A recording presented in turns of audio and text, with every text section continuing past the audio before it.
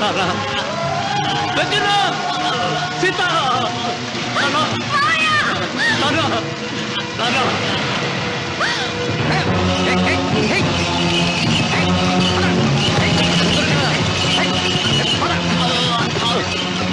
తొందరగా పోయినగా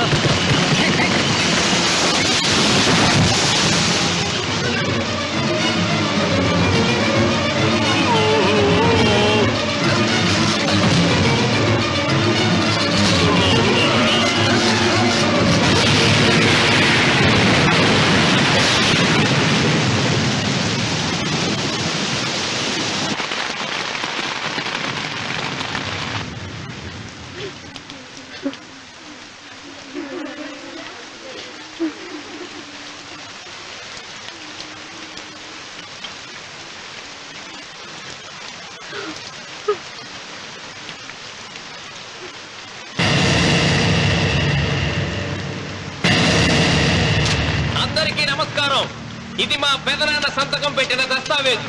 అక్కడ మా నాన్న లేడు, ఇక్కడ మా పెదనాన్న లేడు. కానీ మా పెదనాన్న మా నాన్న దగ్గర 50 లక్షల డబ్బు 40 ఎకరాల పొలం తీసుకున్నాడు. ఏ లోకేశ్వరరావు చెప్పు. అవునండి, నేను సాక్షి సంతకం చేశాను. ఈ అప్పు ఎలా తీరుతుందో ఆ ధర్మాత్ముడి శవం అక్కడి నుంచి తీసేలోపు చెప్తే బాగుంటుంది. బిచ్చమతి మతుందా నీకు? ఇదేనా అడిగే సమయం? ఆయన తగలబడిపోతే ఆయనతో పాటు ఈ నిజం తగలబడిపోతుంది. మా అన్నయ్య ఆ ధర్మాత్ముడు రక్తం పంచుకుంటాడు.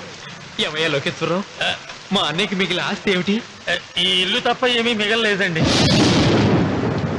సరే, 40 ఎకరాల కింద ఈ ఇల్లు పెట్టుకుంటాను. మిగతా 50 లక్షలు ఎలా ఇస్తావన్నయ్యా? ఏంటో నువ్వు మాట్లాడేది? మా రావుని ఒట్టి చేతులతో నడురోడ్డు మీద నిలబెడతావా? సరే, డబ్బు వద్దు, పొలం వద్దు, ఒక్కటిస్తే చాలు. అది సీత దగ్గరుంది. అది ఇస్తే 50 లక్షల బాకీ రద్దు చేసుకుంటా. సీతారత్నం పుట్టింటి వాళ్ళు పెట్టిన 7 వారాల నగలున్నాయి. అవన్నీ నాకు ఇచ్చేస్తే నేను సరిపెట్టుకుంటాను.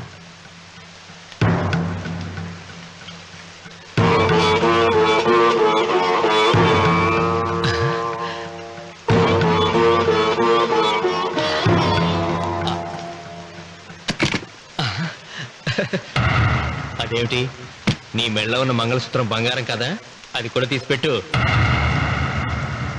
అన్నయ్య తీసేమని చెప్పు. నువ్వు కట్టాల్సిన మా రావుడు కట్టాలని ఖచ్చితంగా కదా ఈ పని చేస్తున్నావు. తప్పు మాట్లాడుతున్నావు శాస్త్రి.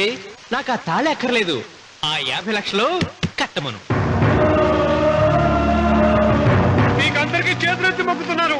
ఒక ఐదింటి ఇల్లాలి 5వ తనాన్ని కాపాడండి. మీకోసం తన సర్వస్వాన్ని మీకు దానం చేసి కొడుకును ఒట్టి చేతులతో నిలబెట్టారు మా శివరామకృష్ణ గారు. మీరందరూ ఇంటి మూలంగా లాభం పొందిన వారే. ఆ ఇల్లాను మంగళసూత్రం తీయకుండా కాపాడండి. దయచేసి మీకు కొంచెం సహాయం చేయండి. భక్తులు, నీకేమైనా సిగ్గుండదా? కడుపుకు అన్నం తింటాడావా, గడ్డి తింటాడావా? దానం ఇచ్చినట్టుది తిరిగి పీక్కుంటావా? నీ అమ్మాల కలుగాల పెట్ట. ఊరికేనే ఇచ్చాడా? పుణ్యం కోసం ఇచ్చాడు. సత్యాక తిరిగి ఇవ్వమంటే ఎలాగండి? ఎవడు దానం చేయమన్నాడండి? ఒళ్ళు కొవ్వెక్కి దానం చేశాడు. అన్నం పెట్టి తిన్నది కక్కమంటే ఎలాగండి? సోము తమ్ముడికి సోకేవా అన్నగారు అనుభవించారన్నమాట. ఏమిగా నిలబడి చూస్తాడారు సిగ్గు లేకుండా? ఈయనే ఉంటే మన గుండె అని విక్కుంటారు. మనం వచ్చే పట్టుకొని అడుగు తినాలి. ఏం చూస్తాడే?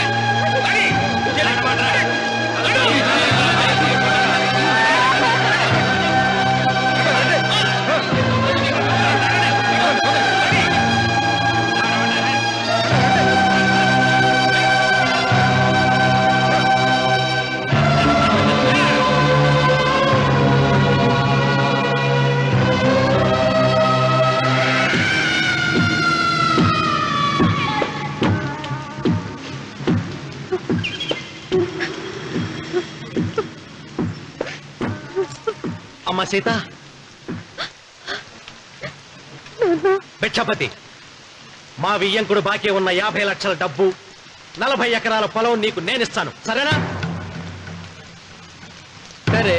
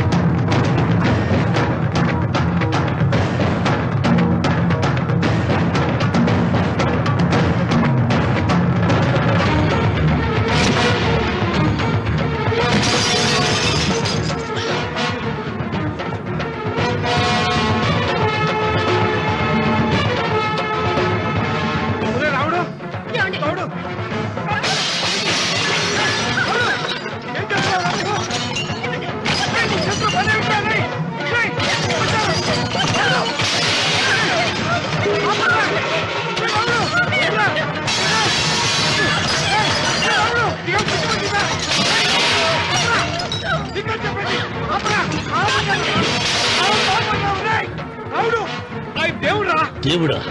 ఆయన దేవుడే అయితే 24 గంటలు శివ పూజ చేస్తూ దానధర్మాలు చేసిన మా నాన్నకు దిక్కులకి సవరిస్తాడా? దేవుడి పట్ల అపచారం చేయటం మహాపాపం రా.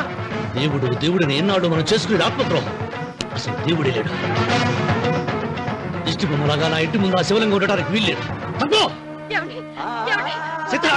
మీరు ఆ శివలింగం జోలికి వెళ్తే నా ప్రాణాలు తీసేసి వెళ్ళండి.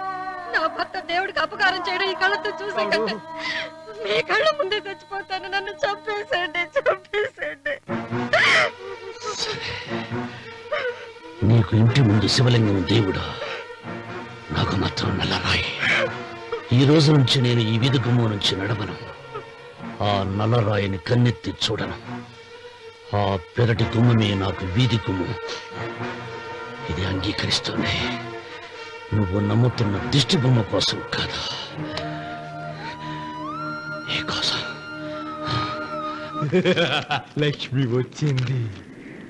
ఇంకా సీతారామాలి. భిక్షపతి గారు తీసుకున్నది 40 ఎకరాలని, మిగతాదంతా కుట్ర అని, ఆ కుట్రలో నాకు భాగస్వామ్యం ఉందని రామన్న గారికి తెలిస్తే నన్ను చంపేస్తారండి. డబ్బు చూసేసరికి ఆశ పుట్టిందా? ఇదిగో ఈ సంగతి ఎవరికైనా చెప్పావో కోసేస్తా. భిక్షపతి, నువ్వు నాశనం అయిపోతావురా, నాశనం అయిపోతావు.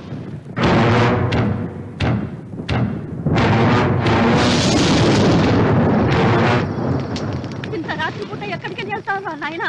నీకు తెలీదమ్మా, తెల్లారేలోగా ఊరు వెళ్ళి పారిపోకపోతే ఆ భిక్షపతి మనల్ని చంపేస్తాడమ్మా. తొందరగా పద. ఊరుదిలి పారిపోతున్నావా లోకేశ్వరరావు? అది నాకంతా తెలుసు. అయ్యా అయ్యా అయ్యా, నీకు ద్రోహం చేశాను, నన్ను క్షమించండి అయ్యా. నేను క్షమిస్తా. మరి భిక్షపతి వదలద్దు. నీకు ఉపాయం చెబుతా. అన్వర్,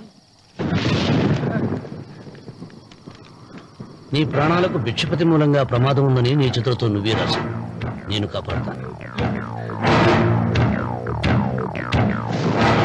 దాన్ని జాగ్రత్తగా మడిచి నీ జేబులో పెట్టుకో. అర్థం కాలేదా? నీ ప్రాణాలను నా చేతుల్లో పెట్టావుగా. మీ అమ్మను జాగ్రత్తగా ఇంటికి తీసుకుని వెళ్ళు. వెళ్ళు. వస్తాం బాబు.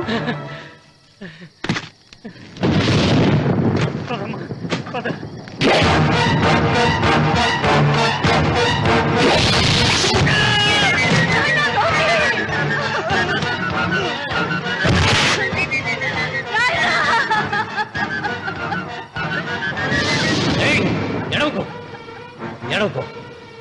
కన్నీళ్లు పెట్టేంత గొప్ప చరిత్ర కలిగిన వాడు కాదే నీ కొడుకు. అన్నం పెట్టిన మా నాన్న చావు కారణమైన వాడు. నీ కొడుకుని భిక్షపతి చంపాడని పోలీసులకు చెప్పాలి. అప్పుడే బ్రతికినంత కాలం నీకు నీ మనవరాలకి ప్రాణభిక్ష పెడతాను. లేకపోతే అన్వర్, అయ్యా, వీడి శవాన్ని తీసుకెళ్లి భిక్షపతి ఇంటి ముందు పడే.